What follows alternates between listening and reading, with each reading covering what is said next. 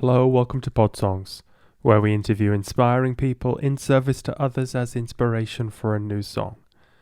My co-hosts today are brothers Joshua and Jeremiah Zimmerman of the Silent Comedy, one of the best live bands out there and certainly one of the hardest working. They've played a mind-numbing number of shows and performed with Dave Matthews, Mumford & Sons and Vampire Weekend. Somehow they found time to record and self-release a string of albums that have earned them millions of streams and have gone on to work with the Grammy-nominated producer Chris Frenchy Smith, who produced an EP, Friends Divide, and an LP, Enemies Multiply.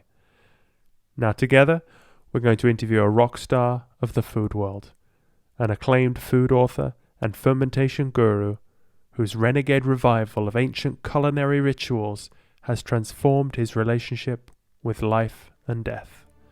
So without further ado, please welcome the Silent Comedy in conversation with Sandor Katz.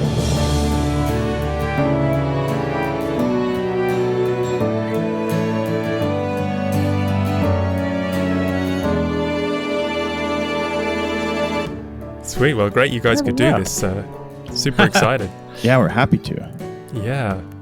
So you're a hard drinking whiskey band. So, how will your fans feel that you're into sauerkraut and yogurts and I think that we have always been a bit of fermentation skewed folks because our parents are kind of hippies, and so they're into sauerkraut and making your own pickling stuff. Kombucha. Since we were kombucha.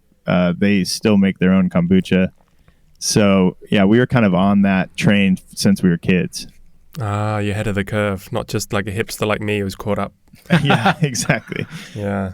Yeah, we had a little bit of an earlier start where things we used to get made fun of for became cool over time. Yeah. So I want to know what you guys are into now, just so I can get a bit ahead of it. What's going to be the next thing? Oh, well, I don't know. I've been getting into like sour beer more, like instead of drinking. I've heard of that. For a while, IPAs, were like the thing on the West Coast. And now, I think it still is, but I've gotten into the sour beers, the farmhouse ales and stuff like that. Is it less hangover? Is that true or is that a rumor? I feel like it is, but I don't want to drink as much of it. So maybe that's part of it. Like it's more like it's like horrible. I enjoy it and less of just pounding it back, So it doesn't taste as good. That's what you're saying. It's different. It's very different. Like I don't feel like you can. Maybe it probably different for different people, but I don't feel like I can just drink a ton of them. How sour is sour? It's sort of on the edge of vinegary kombucha-ish, that kind of edge, but you still have the hops in there and like the barley and. Yeah, they kind of taste like a mixture between kombucha and conventional beer. Yeah, that's a good way to explain it. Yeah, we definitely. I think hard kombucha is a thing. Yeah, now too. So like having kombucha that's a little bit more alcoholic. Like adding in a spirit, or that it is naturally more alcoholic? It's naturally more like a beer, like a 5% alcohol. Yeah, they just culture it in a way to have a higher alcohol percentage. And for us, I think we probably drink more hard kombucha than whiskey these days. So we try to kind of not hit the whiskey too hard when we aren't on tour. That's not quite as rock and roll, though, is it? Yeah, exactly. No, we're so much more on the kind of boring middle-aged train than the hard rocker train. Yeah. Now you're writing songs about sauerkraut. I heard there was a nice bluegrass tune he had in one video, but maybe you guys are gonna have a song that updates it. We have a lot of bluegrass influence, and so we definitely take something that is interesting from a brewing and like a fermentation perspective is like we've been fascinated with the process that's involved in making beer and spirits for a long time, and all of us in the band come from a bartending background, and we were all kind of nerds about craft cocktails and micro distilleries and all of that kind of thing. And so even when we were touring very heavily, we would take time on off days to go and tour specific breweries or distilleries to learn more about the process. So we're all kind of nerds for that. And so yeast and the whole process is something that we've been pretty fascinated with. And it's made its way into our songwriting over time. You have a song called Moonshine, yeah? Yeah, absolutely. And that's about, obviously in the United States, there was a whole period of prohibition that was a very volatile time in the country and, gave rise to organized crime kind of taking over at least the eastern half of the country. Mm. So that's definitely ripe for storytelling. Okay. Yeah, I heard him talking about, because brewing beer is at the high end of difficulty compared to all the fermenting. Making beer, it's because you kill the yeast and then you have to reintroduce it. So it's a very complex process. And your drummer is a brewer as well, yeah? Yeah, he's our friends. We had met through the course of the band. They used to do just home brews in their garage, and now they have 2 locations, I think, for their brewery. So they've over the last few years they've just exploded. Oh wow! And he works with them making beer, and we had a lot of friends that we actually played. San Diego has such a crazy beer culture. There's so many breweries that a lot of the people that we had played shows with worked at breweries, were involved in the beer making or the marketing or the just bottling, like people on the bottling lines and different things. So it was like kind of fun to grow up in a way in that environment. Gosh. And so you and your parents, you said also are pickling and since you were... Oh yeah. Yeah. And that's something that we've gotten a little bit back into, and that is a little bit more on the kind of hipster fad side where we got into it when a lot of other people our age got into it, So my partner and I have been experimenting with pickling a lot more just in the past year because we had more time on our hands. So growing vegetables in our own garden and then pickling them. And it's pretty fascinating as a process. Isn't this great just as a band? Because I've seen you guys in a lot of interviews on YouTube and you get asked the same questions and it's you have to have the same answers. But now we're blowing the doors off here. This is crazy stuff. No, you can do all that stuff you've been hiding in the closet, literally fermenting. Yeah, right. And you can bring it out. It's great for us because we got asked many questions just about our hair and our facial hair over the course of all the years. I actually have some questions about that. So maybe you're welcome to ask them. But it definitely, when you're touring, you end up answering the same 5 questions over and over and over again every day for years. So it is really fun to talk about something else. And we're all pretty, we speak for the rest of the band too. We're all pretty curious guys. And so our interests definitely are widespread. Yeah. Yeah. We got into one of the things that was a big deal in the craft cocktail sort of scene in San Diego for, I would say maybe 4 or 5 years ago, was introducing shrubs into the cocktails. It's more of a vinegar based syrup. And so there was a lot of these kind of very tart, very sour, sort of fermented, berry syrups or honey, but it would be mixed with a vinegar as a base. And that became a big thing in the cocktail world. And a lot of our friends own cocktail bars or manage them or whatever. We used to obviously work in that field, but it's weird how that coincided with the sour beer and the farmhouse stuff in a way where everybody was kind of getting into this more soury, fermenty, vinegar taste just in general. And so then salt and vinegar potato chips and everything. I mean, just lots of stuff in that vein. All of us at once kind of were diving into that. It feels like the palate that obviously kimchi and sauerkraut and some fermented foods have been a part of cultural traditions for centuries. Yeah. But then it seems like some of that palate has started to make its way into other aspects of culinary culture in a way that's interesting, like with the cocktails, with the drinks, moving more into these flavors that you used to only get from something like a kimchi, but now you're bringing it into this cocktail space and trying to kind of gather some of that essence. So it's pretty interesting. Yeah. Well, I'm kind of a recovering fermenter. I went, with his book here, I went crazy, It's just so interesting. So I really want to lay it on the line with him and give him some stick for just such an amazing book, because I lost a few years of my life to him. Nice.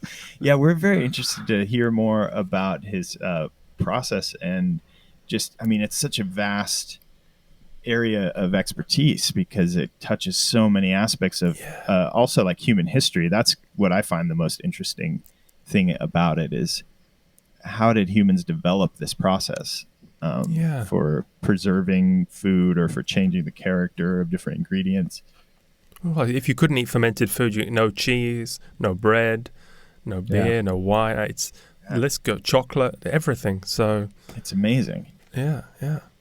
And I have heard people say that, from a scientific perspective, yeast is one of the most fascinating organisms in the world to study. And people have been studying it for, 1,000 years. And still they haven't kind of cracked all the secrets of it. So that's something else that is amazing as well, is that one kind of microorganism has had such a huge impact on human history. Yeah, it's interesting what you say about the taste developing, maybe the speed of development, like with the bread especially, like gluten intolerance, because the sourdough, it takes a lot longer to make, and it breaks down a lot of the gluten. And so maybe a lot of these problems people are having is because we left behind our culture. Yeah, absolutely. Literally. Yeah, and it's interesting to see people try to return to some of those older cultural traditions. And like our dad definitely used to make his own sauerkraut since we were little kids. And I just remember the smells that would fill the household from that process. And when you're a kid, you kind of want to distance yourself from that. And you think like, oh, that's kind of gross. Yeah. And then as you get older, your palate changes. You come back to those things that from your childhood. So it's been cool to, develop a taste for more of that kind of flavor, the tartness and the more vinegar aspects of things. And now, I spend a good portion of income a month on kombucha alone. So keeping that industry in business. Your internal microbiome is body, better than it used to be. Far for better. Sure. And on tour, that was a thing for us as well, is, touring really heavily for a number of years. We had at least 150 shows a year, and wow, touring heavily is not a healthy lifestyle. And so we would drink a lot of kombucha on the road to just try to give our body a fighting chance of dealing with all the truck stop food and things that we had to eat along the way. That's great. Yeah, I'm in Italy here, and they don't do too much of this sauerkraut. I had introduced my girlfriend to it as I was getting into it, and she was not impressed because I did some damage to the kitchen quite a few times. And there's things, it doesn't look good, does it? This whole no, it is. And the smell, it's something that, especially if you're living in close quarters, it can not be a great thing for the peacefulness of a household if one partner is not as on board with the process as you are. No, I did, to be fair, as I was learning, and I didn't have your family tradition. I didn't know the basics, so I did fermenting without a carboy, so I had a few explosions. These strange mushroom kind of things grew on top of, and the smell, I became a bit musty as well. Yeah. And it was almost a relationship breaker, and I had to go cold turkey. Really, I've stopped everything. It's sad, but maybe I don't know. I went through a bit of a rehab there, and I'm hoping this conversation doesn't drag me back in. So totally. If you see me taking a lie down during the interview and breathing, I'm just trying to do some of the 12 steps to get off. Your girlfriend is very concerned about you having this discussion. She wanted to come on the show. She wanted to give him a piece of her mind. Yeah, hash out all of her feelings about fermentation in general. Yeah. Yeah, I had a bad experience trying to brew beer myself once. but it was less on the fermentation side and more on the just being an idiot. And one of my friends and I, we decided we're going to brew a batch of beer, but also drink beer while we're doing it, and then forgot about basic physics and dumped the boiling wort into the carboy, and then went to chill it in the glass container. So of course that exploded because we had a bathtub full of ice and then boiling liquid, and it was. And then sounds like something from Breaking Bad. You know, we had an audience too. There was a bunch of people over. I was in the audience. It was very funny as someone who hadn't put in all the work. They just walked in and were like, "Wow, you guys forgot about physics, didn't you?" I was like, "Yeah, we did. We were drinking." They had to clean up broken glass. You got all these friends. You could have, they could have come and pitched in. Yeah, they wanted to just make fun of us and watch as we flailed miserably. We really made fools of ourselves. And that could have been, that was in the early days of the San Diego beer scene. That could have been a multi-billion-dollar business. Yeah, we just ended in that one moment. We were not cut out for that. I mean, we did end up making another batch, and it was okay. It wasn't. I wouldn't have tried to give it to anybody. That's part of the interesting thing about the fermentation process, though, and about the education process of it is, it seems like you've experienced it too, from really diving in, that it takes a lot of trial and error. And that's one thing I think is interesting too, is like as that movement gains more popularity and people try new things, it seems like it is also growing and evolving over time as well, and where people are, getting a little more courage to get experimental as they learn the basics. Yeah, I guess if we were more of a community, people would get more involved, but I guess we're at the whim of our passions, and it is terribly addictive. And like with many of these things, sometimes, I wish there was a medium ground, because when it goes well, when there's a good batch, you think, you try and trace back the steps. What exactly did I do there? Because this one's amazing. And totally. Yeah, and then the bad batch, you start to question everything. Yeah. Your relationship is falling apart around you. Yeah. The explosions, that's a tough thing to deal with and overcome. I did. Luckily, I opened a bottle one time, and luckily there was a friend. A friend was visiting. Otherwise, it could have been she could have kicked me out of the house, because I just opened the bottle, and the entire contents left the bottle onto the wall on the ceiling. No. I was holding it up straight, but somehow physics. This is another physics question, but there was nothing left in the bottle. Wow! So all the liquid went on. It was incredible. It was spectacularly beautiful. That's amazing. Yeah. For you, yeah. I don't think she would have described it as beautiful. Well, no. It's odd that it can that something can happen in such a seemingly simple setup. You're just trying to get a little, sourness in your cabbage or whatever it is, this simple thing, and then it can have so much force, where like the explosions and we were on tour once, and not in a great mood, and had a rough few weeks, and Josh was sick, recovering from being sick, and we stopped, and he got a kombucha, and we're sitting in the front seat of the van. He goes to open it, and it explodes all over the inside of the van. Which we have to live in, basically. We're driving around the country. That smell stuck with the van for at least a week. And we all like kombucha, but after a couple days in a hot van, it's no longer kombucha. Now it just smells like a oh my God. That story's worse than mine, yeah. Because they made me open my kombuchas outside of the van for a year after that. No one would trust me with the bottle. But it's odd that like something can be that there can be so much sort of power contained in it, because you forget what's happening. You forget that there's gases being released and all these things, and it is kind of like you are kind of a weapons manufacturer on some level.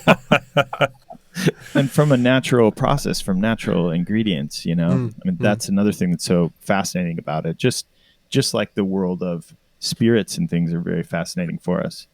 Because Okay. Hello, Sandor. hi. How you doing? Good. Now, just saved. Yeah, no, I mean, I live in rural Tennessee, so I mean, my signal is, under the best circumstances, mediocre. Okay, well, that's fine. Because the band here also, Jeremiah and Josh, are also in Tennessee. They're in Nashville. Oh, okay. Where in Tennessee are you? in Nashville, and even here, Okay. the internet has many ups and downs. Yeah. And I'm in Italy here, so we've got this very strange shaped triangle, which is with a long point to me. Isn't technology wonderful? It is pretty amazing that we can have these conversations, spread out all over the world. Let me just. I don't want to take up our time and do tech, but you can hear me okay. I mean, I have my external mic connected, and yeah.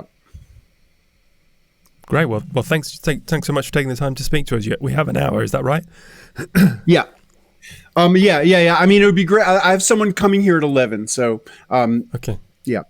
But that'll be like 56 minutes, but I can tell her to wait. So we've got the band here, the silent comedy, Jeremiah and Josh, and we've just been chatting about fermentation, and they've got a big history about it. And they're just super excited to hear about you. But before we get into them, I just want to, because you get a lot of fan mail, and the Johnny Appleseed of fermentation, the rock stars of the American food scene, the king of fermentation. But I just want to talk for a minute about the dangers of this book. The dangers. The dangers. Of which of my book? Of the Art of Fermentation? Yeah, it should come with a health warning for those who are subject to, who are prone to mental obsession. I've gone down the rabbit hole on this book, and good. Yeah, I lost a couple of years of my life. Yeah. Well, wonderful. Well, then it seems like you're very well situated to write a song about it. Well, I'm actually trying. I went cold turkey. I went to a hipster rehab clinic just outside Portland for. They have a whole wing dedicated. So you to think of people. Fermentation? Okay, just like get rid of that idea that fermentation is a hipster thing. Right, fermentation is not a hipster thing. Like your great grandparents were eating more fermented foods than you are, and I know nothing about your background. It doesn't matter what continent they came from. Fermentation is an essential part of how people everywhere have made effective use of food resources. It is not a hipster thing. It is like an ancestral thing. It is an ancient thing. It's part of what makes us human. It's not a hipster thing. I'm sorry. Just erase that. Like, don't make that part of this. Otherwise, I'm just going to have to hang up. I'm sorry. I apologize. I was just trying to get American terminology, and that was a. You've been spending too much time with hipsters. Go find some indigenous people somewhere and learn about fermentation from them. I'm sorry.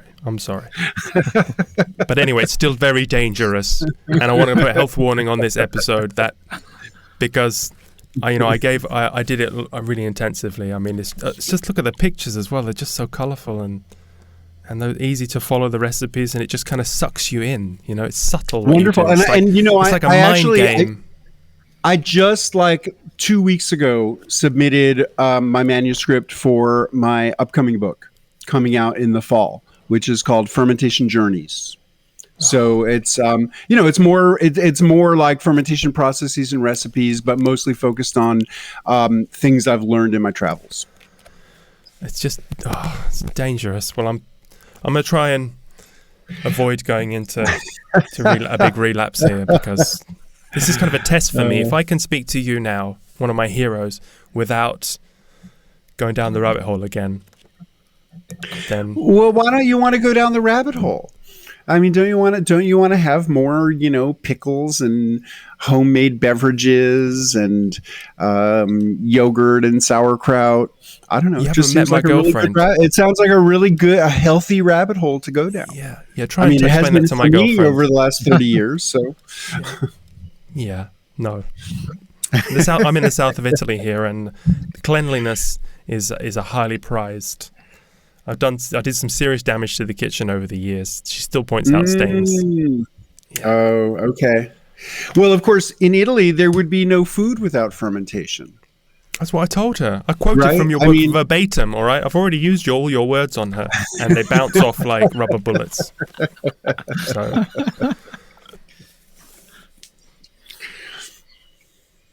Anyway, I don't want to put a big downer on the conversation here, but I know you were coming on these shows, and it's everyone's you are a godfather to many people, but there is a dark side. I just want to put that out there. Okay, yeah. I can accept that. Okay, I mean you've gone down. No one's gone down the rabbit hole further than you know. Well, there is the guy who wrote the book Fermented Man, who decided that if fermented foods were good, then the best thing would be to only eat fermented foods. So he spent a year only eating fermented foods and writing about it. I've never done that. I mean, I don't really particularly advise that or desire that, but it's been done. Okay. Well, let me pass you over to the guys here because they've got lots of questions as well, and I'm ready. I'm listening. Yeah. So I think the main one, Sandor, I'm not sure how much your study of fermentation has gotten into this, or it may be an entire area of study, but I'm really curious about what's known historically about kind of the origins of, obviously humans have been doing this process for a long time. Do historians know kind of like a general time frame of when fermentation started in human evolution? Well, sure. I mean, there could be no humans or aerobic life forms without fermentation because, if you ask a biologist what is fermentation, a biologist isn't going to say it's, microbial transformation of nutrients to make foods and beverages. They're going to say it's anaerobic metabolism. It's the production of energy without oxygen. The cells of our bodies mostly work under respiration. But if we exert ourselves, they have this other mode of energy production. If we're not providing them with enough oxygen to produce the energy which we're requiring of them, they switch to this alternative mode of energy production, fermentation, and they can produce energy without oxygen. And it leaves us with a muscle burn because it's a less efficient process, and it produces lactic acid as a byproduct, and we experience that as a burning sensation in our muscles. So, all of which is to say, fermentation precedes humanity by billions of years. So, early anaerobic life forms. There was no oxygen in the universe. It was basically anaerobic organisms creating oxygen, which gave rise to the possibility of the evolution of aerobic life forms such as ourselves. So, I mean, first of all, fermentation way precedes us historically. Now, in terms of like the archaeological record of of intentional human fermentation, I mean, the archaeological record goes back 10,000 years, and that's the oldest pottery shards with evidence of alcohol. But really, that only tells us about the history of pottery. That doesn't tell us anything about the history of fermentation because presumably the earliest fermentation vessels were all biodegradable things, whether they were gourds or hollowed out trees or animal membranes. They haven't stuck around. So, it is just presumed that the earliest evidence that we have of intentional fermentation in pottery vessels 10,000 years ago in China is not the earliest fermentation. That fermentation goes much. See, the thing is, fermentation's inevitable. Fermentation doesn't need humans. If you ever harvest a bunch of fruit, you'll find some of it is fermented. There's a lot of animals, including the primates we are descended from, including birds, including insects, including small mammals that are drawn to the smell of fermenting fruit and have evolved enzymes to digest the alcohol and the acids created by the fermentation. So, presumably, clever human beings observed fermentation, first it was a natural phenomenon that they could get to enjoy once in a while. And then people figured out techniques, how to make them happen, how to create vessels. This is where the history of pottery comes in. What was our motivation to figure out how to create these vessels that could hold liquid? Fermentation. Fermentation has given rise to a lot of technologies, including pottery. But the short answer is nobody knows how ancient the intentional human practice of fermentation is. That is amazing, though. It's a part of why this subject is so fascinating. Is it truly is, like you're saying, it even predates the chemical process, predates humanity. And so it truly is this ancient thing that then has also influenced so much of human history and development, and what we eat and how we eat and what we imbibe. That's something that's so very endlessly fascinating. I'm sure why you have spent so much time around this. Well, let me give you like sort of something to think about in relation to this. So, what microbiology has illuminated for us is that, all of our food is populated by microorganisms. And so we see that over and over again. I mean, we have refrigerators, so we don't see it as quickly as our ancestors would have, but, we see food decomposing. And so, you don't take that bag of parsley that's liquefied in the back of a drawer in your refrigerator. You don't pull that out and say, oh, look, the parsley fermented.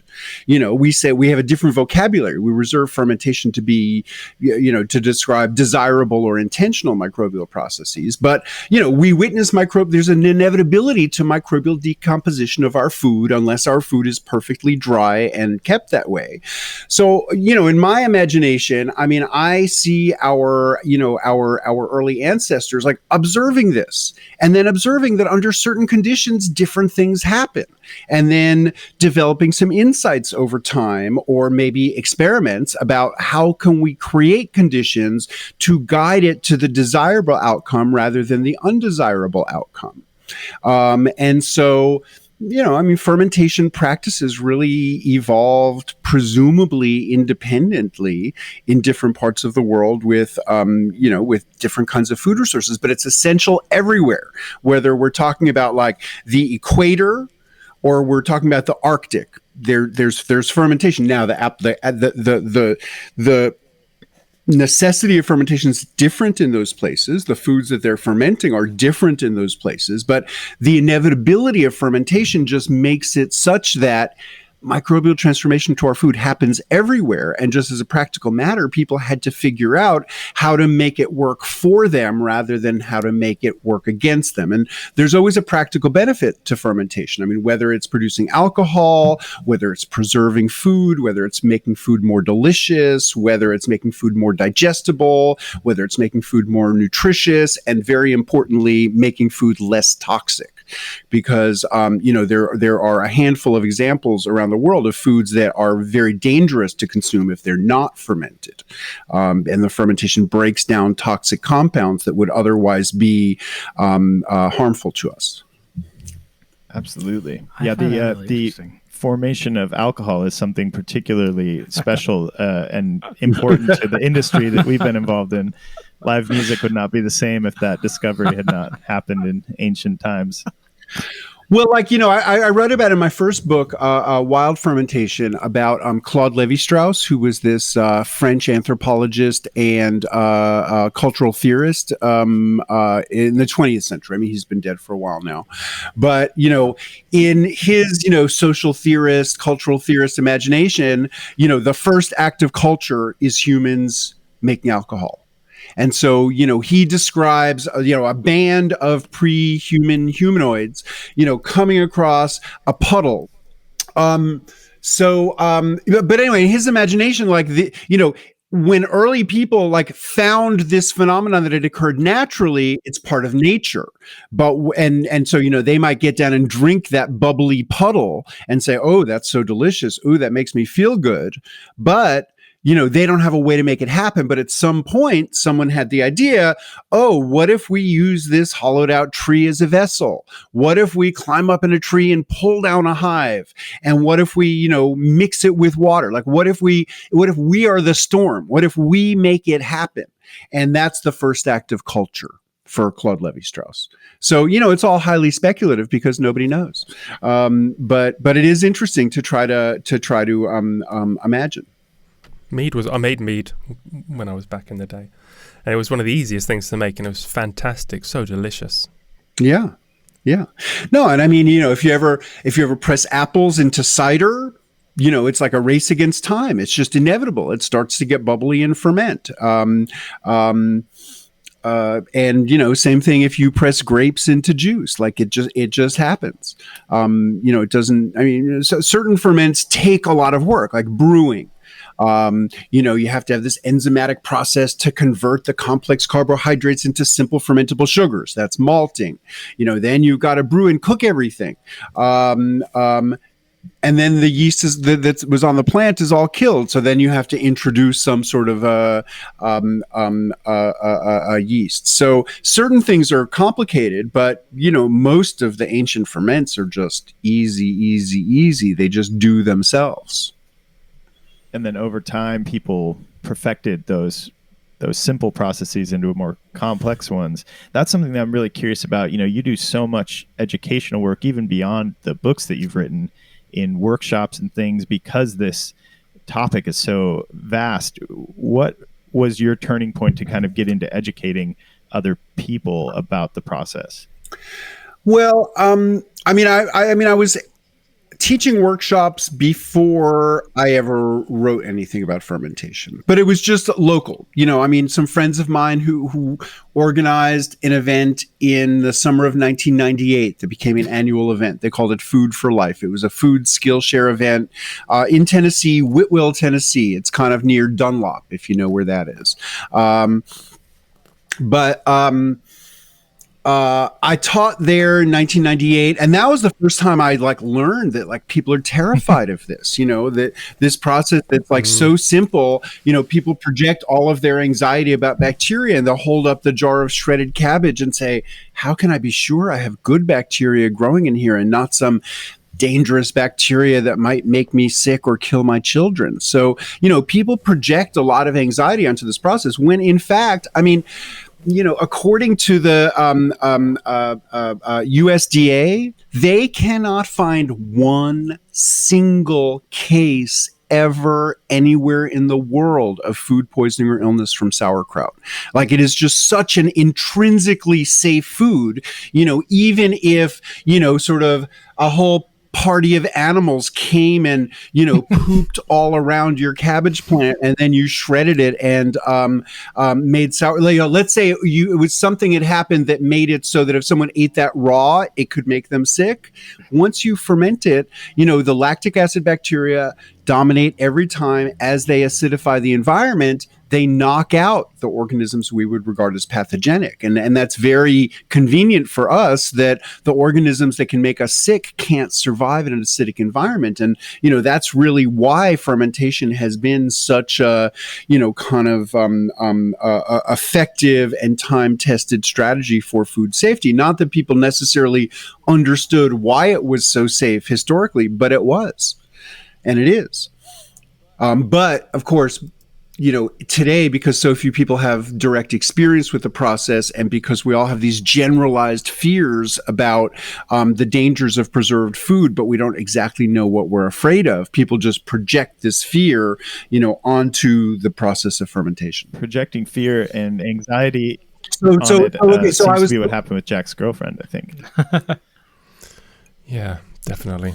It's very common. And I meet people all the time who they hear what I do and then they make a terrible face and they're like, "Oh, I hate fermented foods." Because, they're thinking gorgonzola cheese or the funkiest kimchi they ever tasted, or, just some strong flavor of fermentation.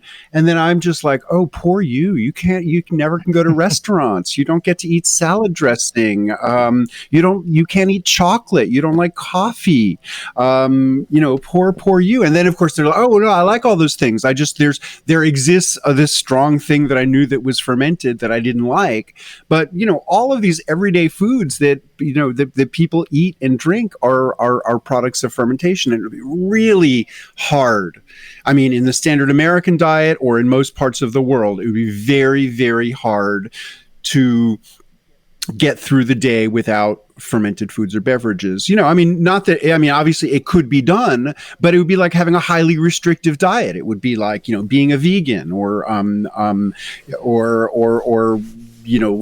not eating carbohydrates or, something else where you just have to scrutinize every single thing you eat because, elements that are fermented are part of almost everything. And live cultures was maybe I read in your book when people emigrated to America from Europe and they stopped eating sauerkraut.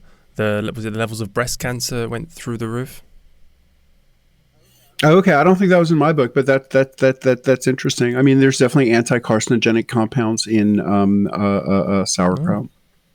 Do you think that the germ theory of disease, like when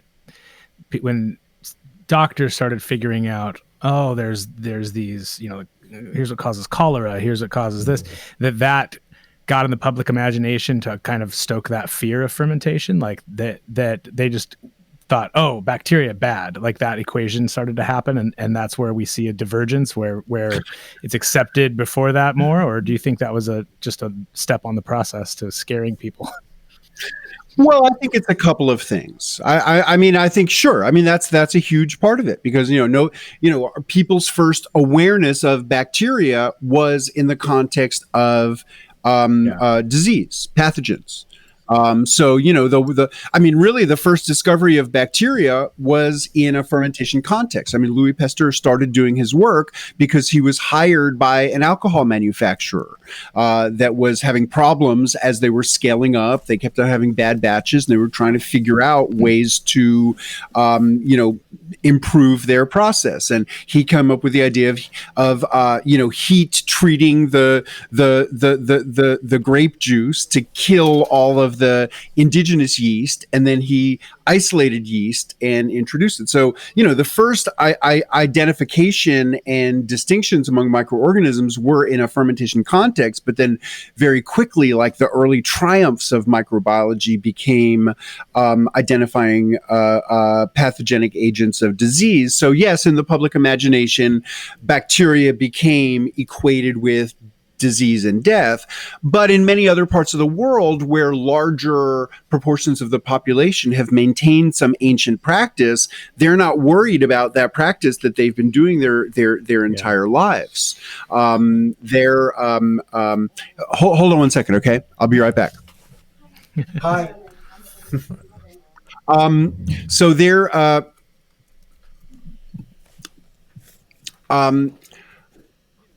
they can accept that there are pathogenic bacteria, and that doesn't make the kimchi they've been eating every day their entire lives suspect. It's just they think of it as two separate things. So I think in the U.S. context, in the UK context, it really has to do with early industrialization of food, fewer people having any intimate contact with, how these processes go. So at precisely the same time as less people were having direct experience of it, the whole idea of the bacteria behind it became suspicious. That makes sense.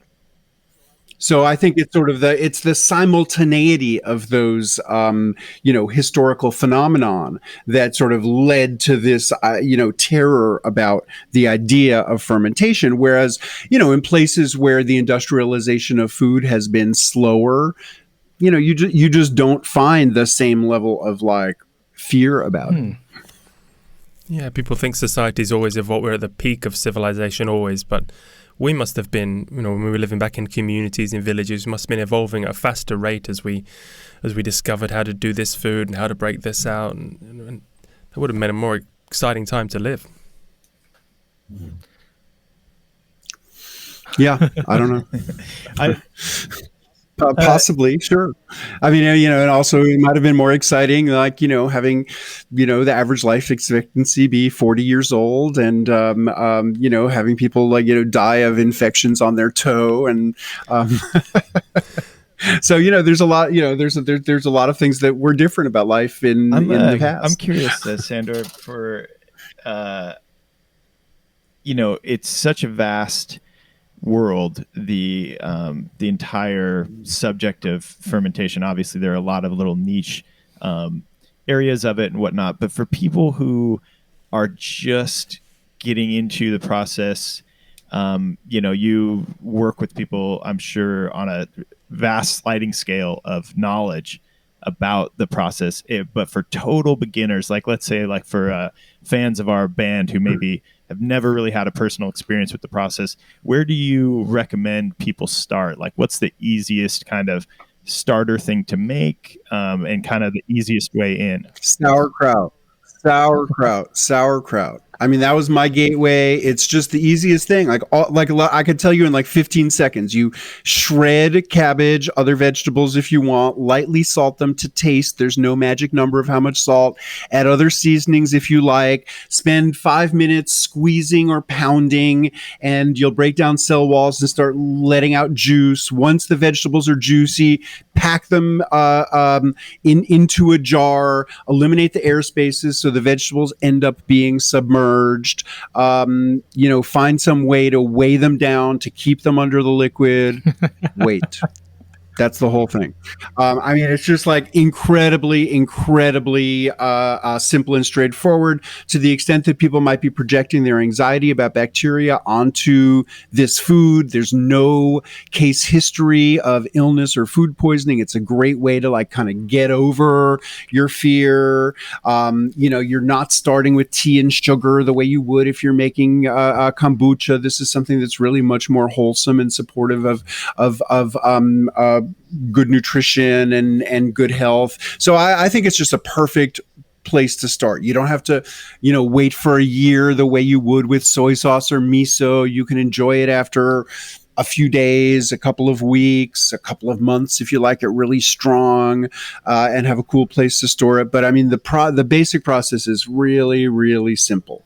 So that's, where I usually my introductory presentations, I'll demonstrate how to make sauerkraut. Sometimes I've had, dozens or once 200 people all chopping vegetables and, making sauerkraut while I was talking. So sauerkraut is what I would generally consider to be, the most straightforward entry level ferment. But, also I encourage people to, if they're obsessed with a particular food, you might as well make the thing that you're really excited about. There's no food that cannot be fermented. Anything that we could possibly eat can be fermented. I find this interesting and liberating. It doesn't mean that everything has equally prominent traditions of fermentation. I mean, like avocados, there's no real tradition of fermenting avocados, but I've made beautiful avocado kraut. Now, it's not going to last as long as kraut without avocado, because that oil at some point is going to start to get rancid. And that's probably one of the reasons why there's no history of it. But you can ferment an avocado, and any of the nuts mostly don't have traditions of fermentation because they store so well and they're so good fresh. But oh my God, when I got to try pistachio miso, that was crazy and delicious. I mean, anything can be fermented. Anything we can eat can be fermented. Sounds crazy so and delicious. Sounds great. Sounds like an ice cream. Because one of the great things about it is because a lot of people I know, they struggle with cooking the vegetables. Sounds like a silly thing, but they're making even here in Italy, a pasta and then a secondo, and so vegetables, you have a salad, which is nothing, no nutrients in that, but and fiber. But when you have a jar of kraut there, you can just take a handful, put it on, and it's been pre-cooked, and it's just so easy. It spices up any meal. It's fantastic. Oh, I am so with you. I'm so with you. And that's this, whenever people tell me, like, oh, I'm too busy, I don't have time to do this, I'm like, if you invest 15 minutes doing this, then every time you're just grabbing a quick meal, like over the next month, you have something substantive and nutritious that you can make part of that meal. Yeah. I'm And totally the flavor with changes as well all the time. It's fantastic. My mouth's watering Yeah. here. Oh, you're gonna be the new sauerkraut You're getting spokesman. back in Yeah. the rabbit hole, Jack. Okay. You're I going could back. just chop. I could do it. Maybe I could just keep the. Well, the problem here is the heat now in Italy. We're coming into the heat. How long does it? It takes a couple of days, no, to be ready to eat in the heat of the summer, no? Yeah, I mean, most people would agree that you'll get a better flavor and texture with a longer, slower, cooler fermentation than a shorter, hotter fermentation. However, you just have to work with the temperature as it is. And yeah, sure. I mean, I ferment vegetables all summer long. I just ferment them for really just a few days rather than, I mean, in the winter, I'll ferment things for months. But really, the difference between my root cellar that stays, roughly 55 degrees, which is like 12 degrees Celsius. In the winter, stuff can go for months. Once the days are all in the 80s, like we get in the summer here, or the 90s, then everything just goes so quickly, and it's just a matter of a few days. But I mean, the other thing that that really makes this process so elegant is, although you can ferment vegetables all summer and enjoy them, there's no necessity to preserve vegetables through fermentation in the summertime, because there's tons of vegetables that are fresh to eat. I mean, the necessity of it is in the winter, and that's the history of it. Is like in northern China, in Korea, in Russia, in Germany. It's these sort of northern tier places where it becomes such an important food because it's survival. It's like the only vegetables people might see for 6 months. People survive a year on potatoes and sauerkraut during the war. Well, I'm sure they were excited to eat other things when they could. I have a friend who once was like flooded on a little island for a few days, and like they really didn't have any food, and they just were eating chickweed, which is this little weed that grows in the grass, and he just like hated chickweed forevermore. I can see that. What's that culture in the kitchen or something? They have a big pot, a jar of brine, and they put the vegetables in, then take something out, and when they've got something, they put something in, take it out. Well, there's a lot of traditions like that. I mean, in China, they call that pao cai. I don't know. Are you thinking of like gardiniera, like Italian style? I'm not sure what you're thinking I'm of. not sure. I think I read it in your book, but... So, I mean, I might have called it a perpetual brine. Right, yeah, perpetual brine, yeah. Yeah.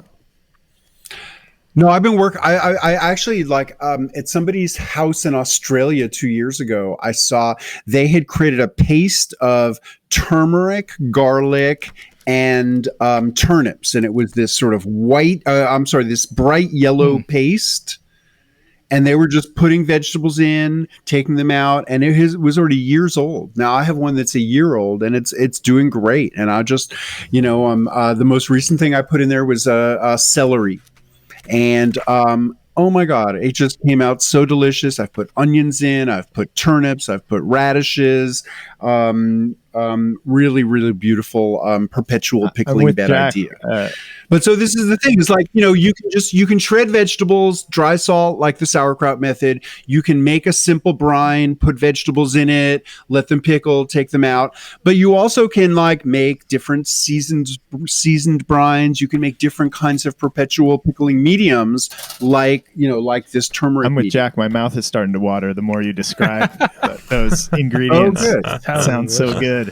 Have you run across what's the most complicated, bizarre thing you've run across culturally, or even maybe historically or currently, of the weirdest process or most involved process for making something?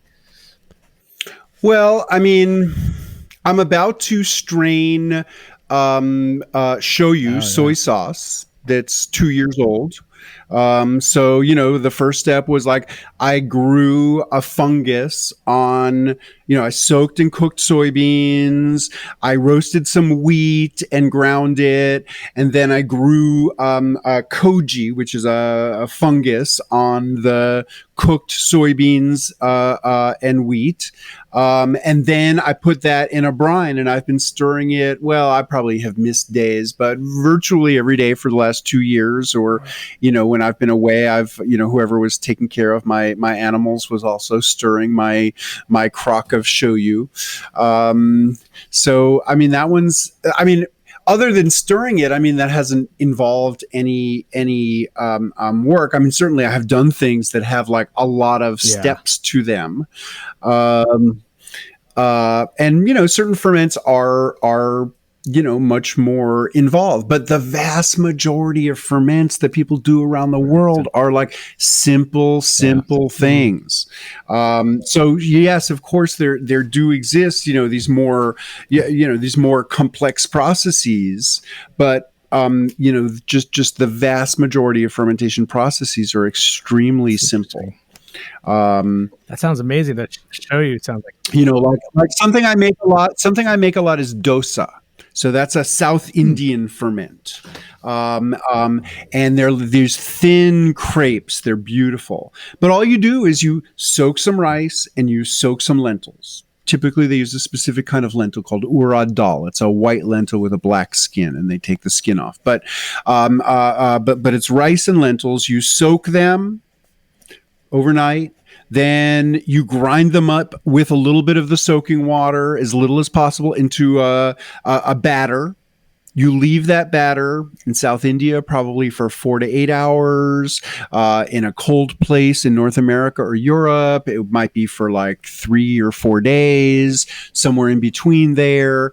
But once the batter rises, then you can start making these doses, these like beautiful crepes. And, yeah, I'm relapsing. Yeah, but the process is simple. All it takes is like soaking them in water activates the organisms that are on it, and then grinding it. Whether you're going to use like some sort of a hand grinder or a blender, then you just grind it up.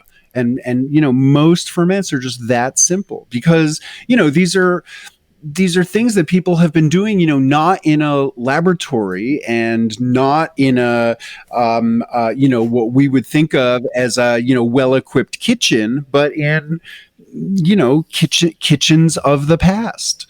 So they had to be simple. I think people worry a lot about store-bought stuff. They say, it might be covered with chemicals or there's no natural bacteria on it. So what do you say to that? How can people overcome that? Well, I think that store-bought is a big category.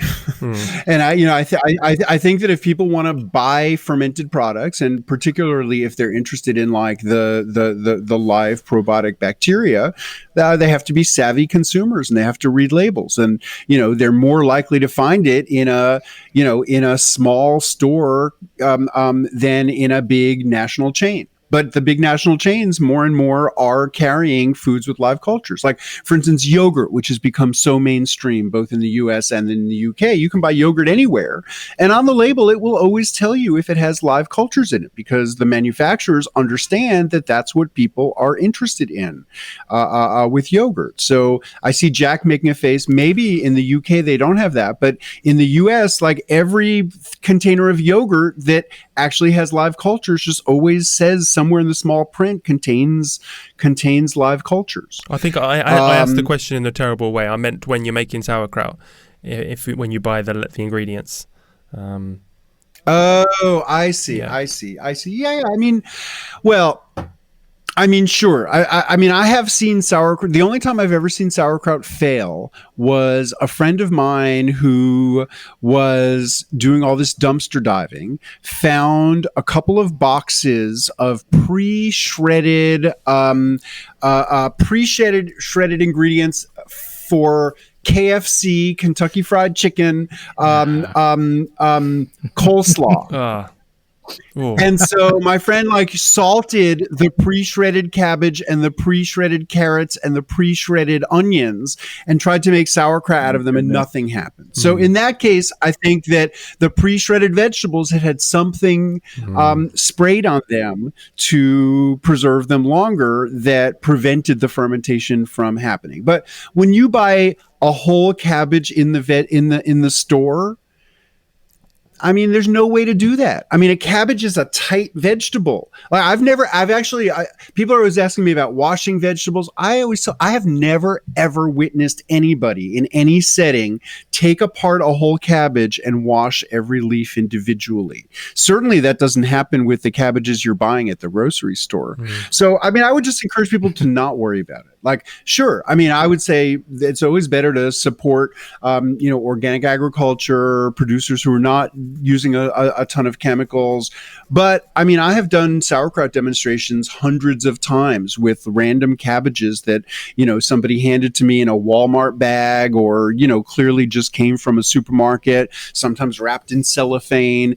It works every time. I've never seen the process not work. Okay. So sure. I mean, buy vegetables somewhere where you feel good about the quality of them, but, don't assume that, nefarious things have been sprayed on your vegetables, because usually they have not. Okay. Yeah. Just trying to think of these barriers in listeners' minds. I have a very specific. Well, smell, that's another big barrier. People who are like, oh, I love the smell of sauerkraut, but my partner's threatening to kick me out if I don't do something about this smell. Yeah. I actually got an email from someone once where they had a photo. They had the lid of the fermentation vessel, they had attached a little plastic tube and then sent it out the window so that their sauerkraut was off-gassing outside their apartment rather than inside their apartment. Classic. You're giving Jack ideas now. Yeah. I think where I went wrong before was that I tried to do it one for the winter. I'd say, okay, I'm doing it today, I'm going to do it, because I'm a maximalist, so after 20 cabbages, big day, chopping up. But really, I should have been doing it more, jar by jar, like you say. Instead of chopping up the veg to cook it for eating it, chop it up, salt it, mash it, stuff it, and then when that's done, make a new one, or halfway through. Or don't wait till that one's done. When that one's halfway done, right, then start another one. But yeah, no, it's the big batch that ferments for a long period of time that starts to get really stinky. Actually, in November, I fermented a bunch of whole heads of cabbage in southeastern Europe. And I saw it in Croatia. But they typically ferment heads of cabbage whole. So rather than shredding it and salting it, they'll usually cut the core out, make like a conical cut to remove the core, salt the entire interior, pack them into a vessel, cover them with water, and then ferment them for, let's say a minimum of 6 weeks. And then the beautiful thing about that style is you peel off whole leaves of fermented cabbage that are pliable, and that's how they make all those beautiful like stuffed cabbage dishes in southeastern Europe, is with fermented cabbage leaves, and it makes them much more pliable, so you can actually wrap things in them much more easily, as well as much more flavorful. But I'd made this in November. I made a bunch of stuffed cabbage, and I had like one tiny cabbage and a quarter of a cabbage still in the brine, and it just got pushed to the edge of my kitchen, and I forgot about it. And then 2 nights ago, I was like, okay, I'm gonna use that last bit of cabbage and incorporate it into dinner. And I opened it up, and it just smelled like death.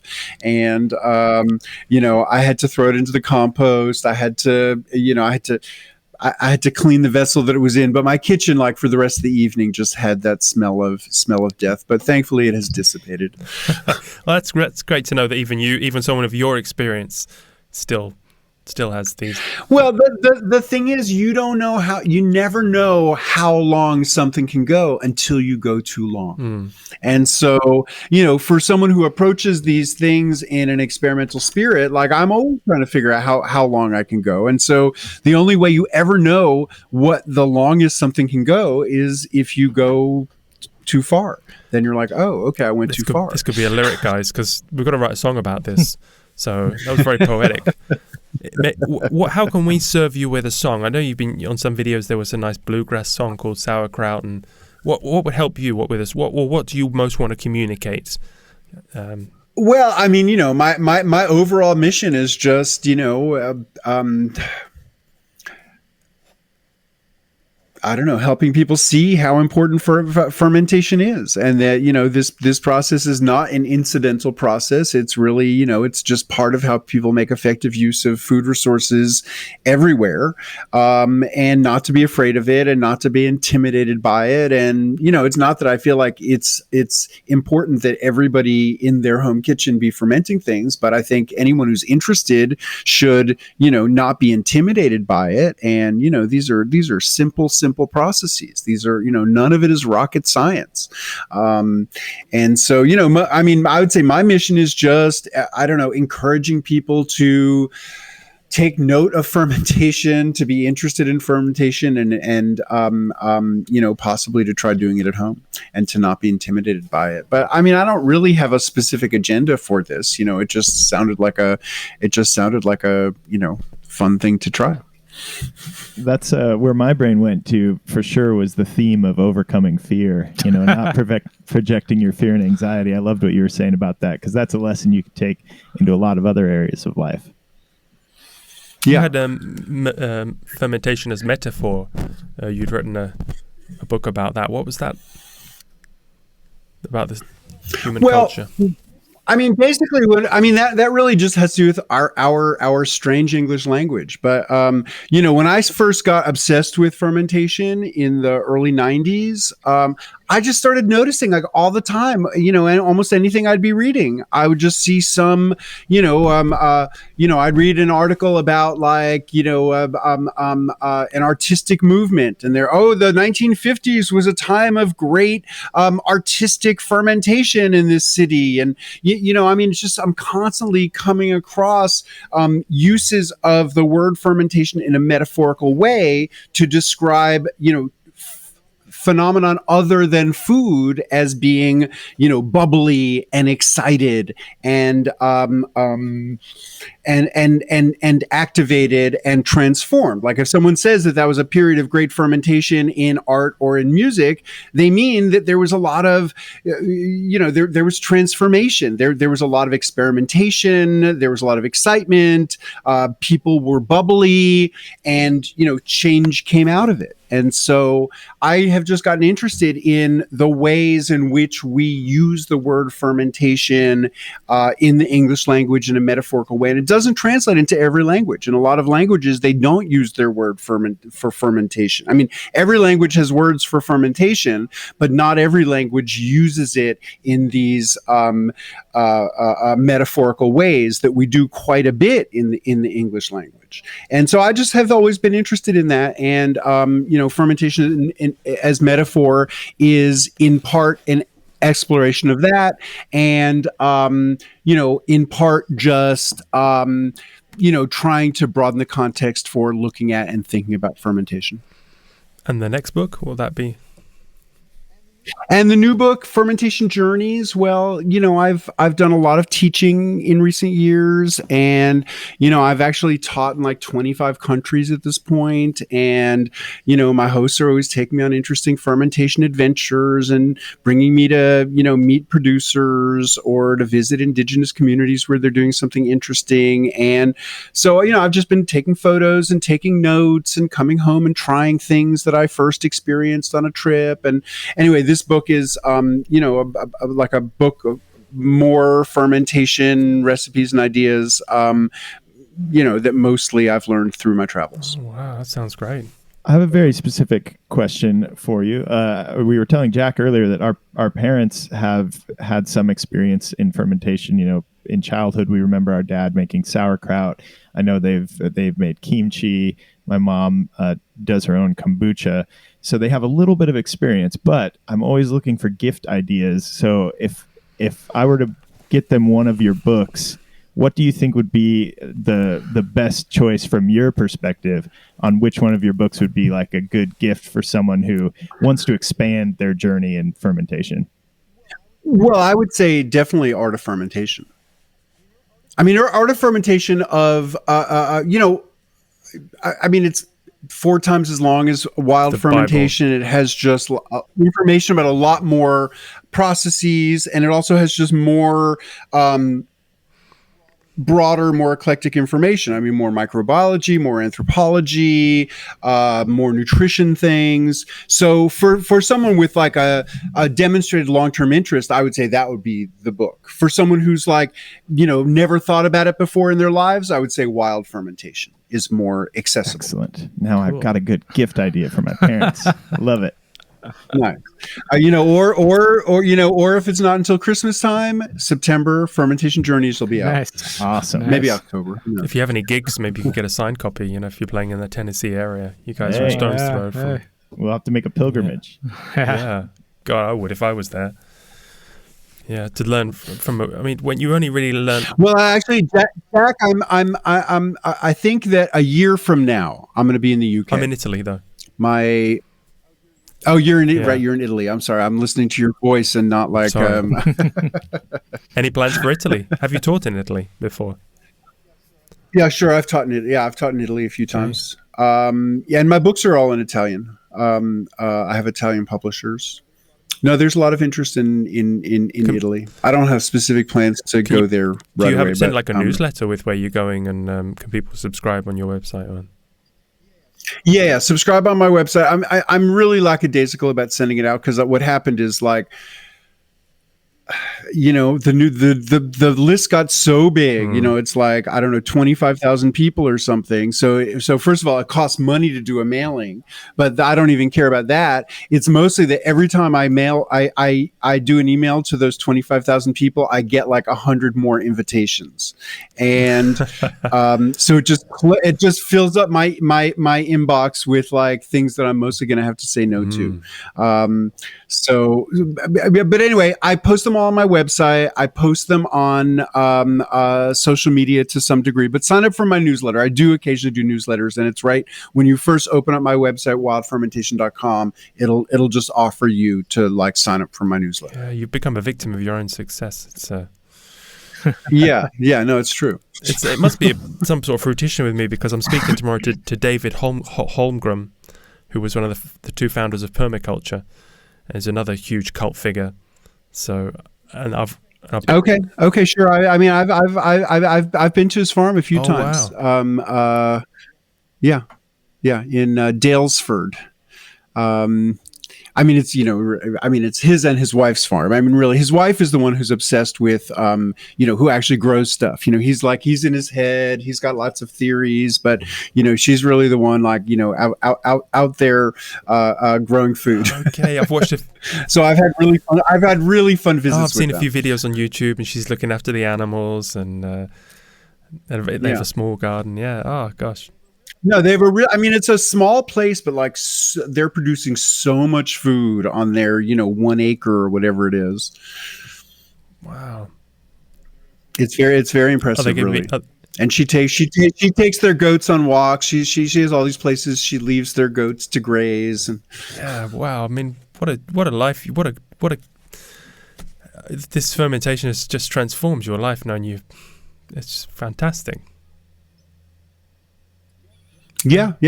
No, I know. But really, I mean, for me, it all grew out of pickles. Yeah. As a kid growing up in New York, I loved pickles. I still do love pickles. And so even though I wasn't thinking about how pickles were made or distinguishing between fermented pickles and vinegar pickles, I just always have been drawn to this like lactic acid flavor of the pickles I grew up with. And so, I feel like, although I definitely have developed lots of ideas about it, like really my draw to fermentation is very, visceral and, and physical, and has to do with this like, flavor of my childhood that I just have always loved. Wow. Yeah, I'm gonna get back into it. Just do few small batches. Nice. I can't. It will be an insult to speak to the godfather of fermentation and not do a few. I'll explain to Maria. Absolutely. Yeah. Well, if you're living in Italy, I mean, do you ever make olives? Well, yeah, we do. Yeah. Okay, so depending on how you do it, there's ways of making olives that are not fermentation, but most olives are cured by methods that involve fermentation. You'd be very disappointed with the way they, like Maria's grandmother, my girlfriend's grandmother, the way they preserve the vegetables is they preserve everything in oil, so there's no fermentation. Yeah, I was very. Well, I mean, don't assume that oil. I mean, unless they're heating it up, the oil doesn't prevent fermentation. Oh, really? It ferments in the oil? It can. Okay. Yeah, sure. I mean, but if they're really preserving things under oil, I'm assuming they're cooking them. They leave them in vinegar for a few hours. Okay. Vinegar first and then oil. And then squeeze out all the vinegar and then put them in oil. Yeah. Sure. Well, that sounds delicious. I mean, I don't reject vinegar pickles. I don't reject canned foods. I mean, I think that there's not a hierarchy of methods of preservation. There's a range of different methods of preservation. I can tomatoes every year. I mean, there are old canning is only 200 years old. I mean, canning is a new technology in the scheme of things. So there are old Italian methods for preserving tomatoes through fermentation. But you have to use so much salt that because tomatoes are so sweet and tend to give way. I mean, I've had tomato wine. Like you can make alcohol from tomatoes because you've heard that tomatoes are a fruit, but they're sugary like a fruit too. So it can give rise to really alcoholic fermentation that doesn't really preserve the tomato. But the methods of preserving tomatoes through fermentation involve intense amounts of salt. Okay. Yeah. Like there's a fermented tomato paste. I actually have a sidebar in Art of Fermentation. This Italian guy sent me his like grandparents' fermented tomato paste recipe. And I mean, I think of it as tomato miso, just because it's like so salty and concentrated, but it preserves brilliantly well. I mean, I can see that for, people in Italy pre-refrigeration, it would have been a really great way to like be able to put tomato flavor into foods all winter. Oh yeah. Tomato miso sounds amazing. My stomach is actually rumbling now. It's gone from mouth watering to stomach rumbling. It's been such an inspiring episode. Well, thanks so much for taking the time. Okay, well, I'm sorry, but I haven't been able to share my face with you. Do you have the side? But how's the facial hair situation at the moment? Just to fill us in.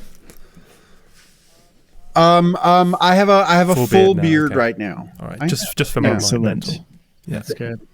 Yeah, no. For a little while, I had that funny, the sort of mustache without a beard thing. I mean, that was right when I was kind of getting famous. That's so, but then I grew a full beard, and then I'd show up places, and people would be like, "Oh, what happened to the hair we were expecting?" It's the same with Jeremiah and Josh. They were just explaining that when they're on tour, they get asked the same questions, and it's always about their facial hair. And yep, it's true. Yeah, I think people don't realize that you can change your facial hair configuration. Yeah. All right, well, we better get to work on a song. So, okay, well, I'm so excited to see what y'all come up with. It'll be fun. Well, great to meet you all. Thank you for your Absolutely. interest. It's fascinating. And yeah, keep me posted. All right, Sander. Okay. Definitely. Thanks, Take mate. care. Bye-bye. Bye-bye. I don't know. Oh, there's where it says leave. Yeah, Okay. bye-bye. Bye-bye. Well, guys, how was that then? That was special, great. huh? It's such a fascinating topic. I don't know. I'm still here. I don't know how to leave. I'm trying That's to so leave. when the guests won't leave, it's always a difficult moment in the show. Hanging around, in the green room. No, it says leave, and I keep clicking on it. Okay, I'm just going to close All right, the window. Sander. Bye. that happens every time. That happens every time in the show. It's such a fascinating topic that it's actually amazing, where you could really see you dedicating like your life to learning more and more about fermentation. Like for me, the historical implications are really huge, but then there's so many aspects to it that you can definitely tell how he has gone on this journey that has kept him interested for so many years. Yeah, I'm really envious of you guys in Tennessee. You've got a community of people into these sort of things. Where I am, it's not. It's 20 years behind, and I guess it's still going on with the old people, but there's not that vibrancy when everyone's really enthusiastic about. I won't say hipster because I won't say that word, but you know what I mean. When people are rediscovering these things, Well, I and think they start. It's an interesting thing that I've noticed because I have a house in upstate New York as well, and cider is a big re-emerging tradition up there. So when he was discussing cider making, that really was a touchstone for me, where there's a lot of young people who are trying to reconnect to these older traditions that exist even regionally, and then they're trying to find a connection point to them and kind of almost engage with history in like a living way, and then try to take that tradition and add some new flair to it, whether it's processes that people hadn't tried in the past, or bringing newer scientific knowledge to it. So it is pretty fascinating, and that happens here in Tennessee a lot as well, because you've got people coming from all over to this region as it has become much more popular, and so you get this blending of traditions and passions. Wow. Yeah, you must go up to one of his events and play the I'm song. gonna check it out now. Yeah, absolutely. Yeah, I'm excited to learn more, and I'm definitely going to get my parents the Art of Fermentation for sure. Wow. Yeah, they'll love it. So what about the song? Have you got any ideas? I have a couple kicking around. Yeah, I've got a few as well. I definitely gravitate toward the theme of like overcoming fears and process, and how things can transform over time. Like that's definitely where my brain goes as we hear him discussing things more. Time being an agent of change is a good one, and also I just think about the metaphors. I mean, like aging like wine, and these things that are kind of, the idea of things being tempered but also enhanced. There's also something With beautiful. I can't totally put my finger on it conceptually, but there is something beautiful about what he was describing, that this process occurs naturally, and it's been happening for eons, and it kind of happens in spite of us, but then we found a way to try to harness it for our own kind of human ends. And there's something beautiful there that I haven't quite totally articulated, but it's just, there's something really special and engaging about how ancient this this molecular process is. Too, that almost that sterility is kind of the opposite of like flavor and health, and almost and like in our modern culture as well. Sterile. We try to like bleach it and clean it and purify it, and we're actually doing ourselves a disservice, which is interesting. That's one thing that I think is so fascinating when you get into the more that people have been studying probiotics and things as well. Like even they're discovering there's a mental health connection with how your biome is populated with probiotics, and we're such complex. I forget which author had voiced it, but it basically said that like it's better to think of a human being as a biome, not as a single organism, we think of ourselves as like individuals, but we're actually kind of like this entire life ecosystem. Right. Yeah. And there's something really interesting about that. And I think live cultured things play such a big part in it that if we distance ourselves too much from that tradition and that process, it's probably not the healthiest thing. Sure. Maybe it's something about people abdicating their responsibility as well. You know, if I get my probiotics, I must buy this brand, you know, because that they've sterilized it and I'll only get the right probiotics. And it's and especially, you know, specifically we have American cultural lens that we see things through, and that's a definite problem in America. You know, the relative young age of the country in the course of world history. Definitely there's some ramifications of a lot of the ways that Americans kind of tend to look at things, and a distancing from older traditions that came from a lot of the cultural roots of where a lot of modern Americans came from. And so, people are much more willing to, or they want to find something like that in like a pill form rather than cultivating their own, their own products and things that you could make like we were just discussing. Yeah, I mean, the difference between a machine, you know, versus a growing something versus engineering something is very different processes. And so much of it is like learning how to get out of the way. And I think that's an interesting thing too, is like assuming that your control makes something better, where he was saying it just sort of happens.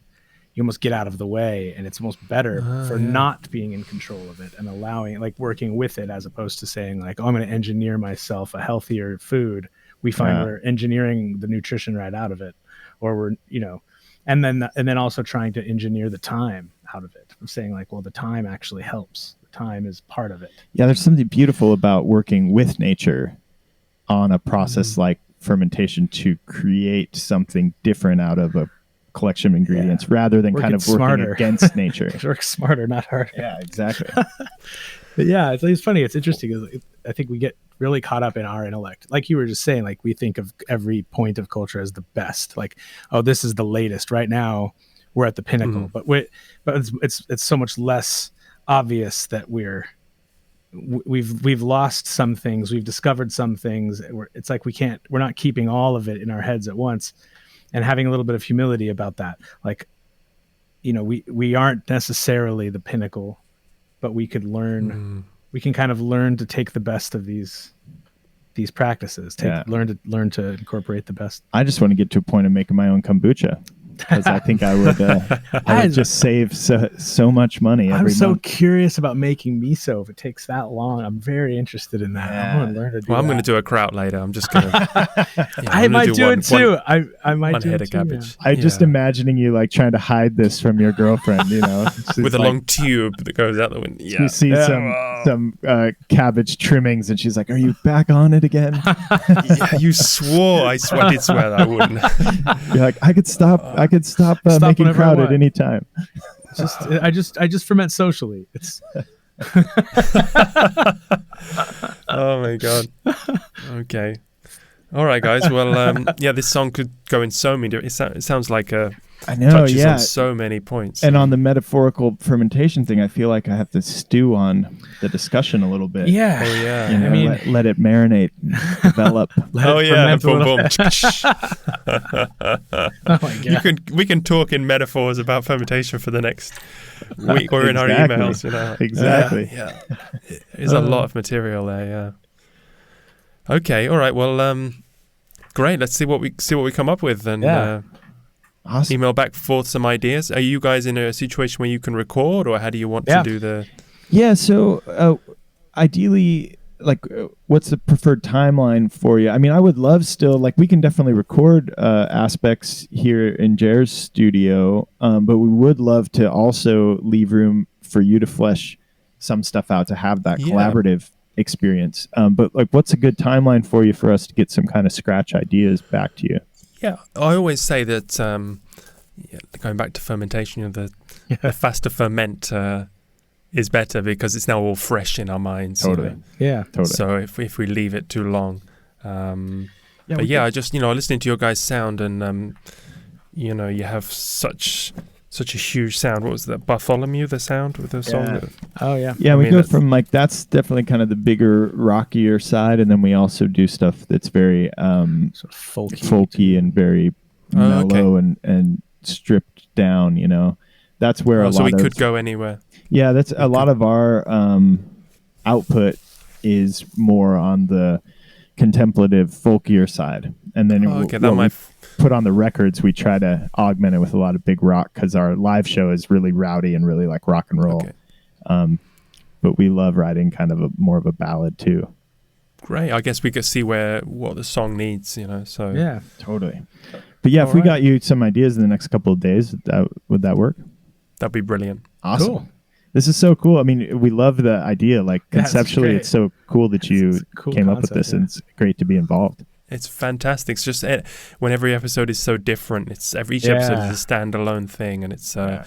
just this conversation we've had today has been so amazing, and just in this connection between the guest and the musician, that's what makes the best results. Yeah, and The we're- Really, ingredients. really interesting stuff too. We are such curious people, and so just the opportunity. It's like we wouldn't necessarily have the opportunity to Yeah. talk one-on-one with folks that are experts in their various fields. So it's a great privilege. Yeah. Yeah, Great.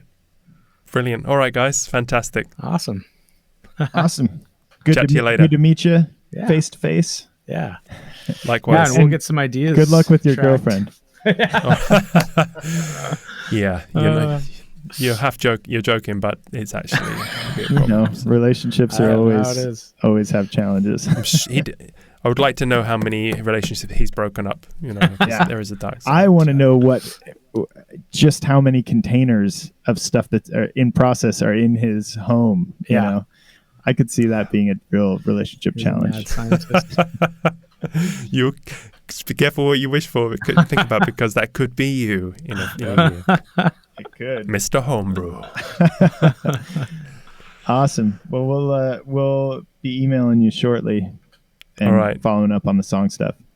Okay, great stuff, guys. Cool. Cool. Have a good rest of your day. Yeah. You too. See you later. Bye bye.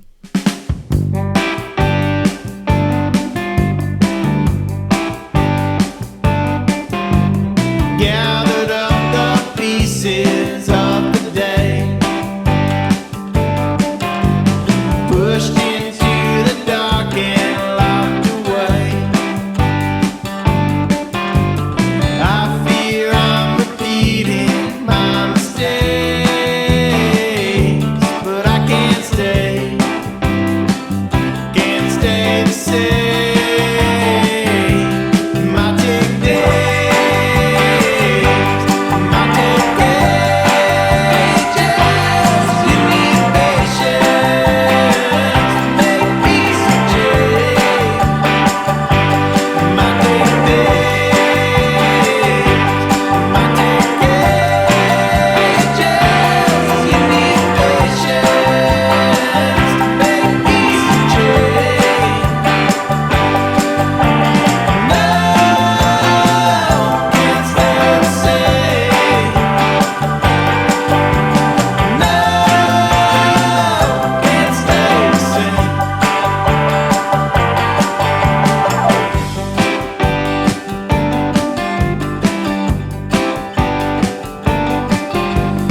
Gather myself up to meet the day.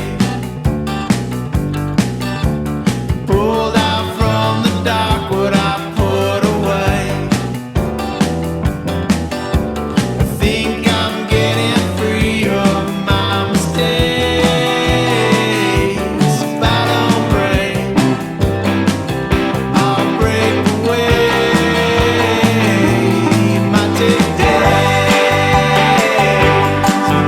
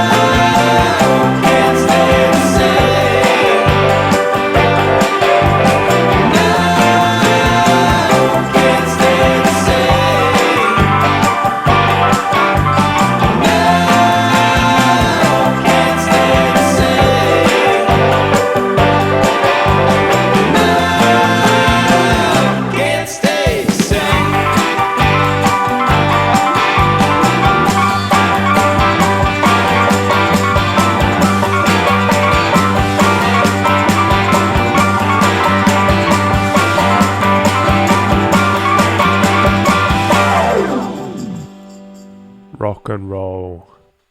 Please follow The Silent Comedy on Spotify or any music streaming service.